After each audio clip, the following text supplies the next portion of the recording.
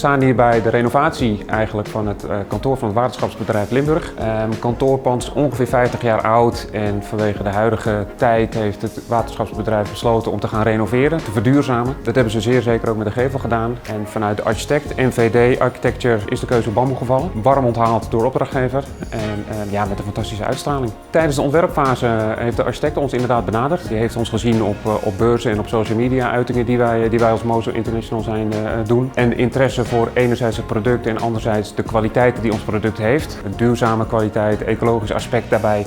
Maar zeer zeker ook de brandklasse die toch wel heel belangrijk is bij een bestaand kantoorpand. Heeft hem doen besluiten om voor de Mozo Extreme gevelbekleding te kiezen. Ja, en hij heeft daar het waterschapsbedrijf Limburg van weten te overtuigen. Nou, dit is een van de eerste projecten waarbij wij dit type gevelbekleding hebben toegepast. Dus als gesloten variant. Voorheen hebben we een open gevelbekleding gehad vanuit hetzelfde type product. En dan voldoet het product wel aan die brandklasse, maar de gevel niet. En in dit geval, omdat het juist gesloten is toegepast, voldoet het dus eigenlijk de hele gevel aan die brandklasse bij. En daar is dit project eigenlijk wel een van de eerste van die we met deze profilering hebben mogen uitvoeren.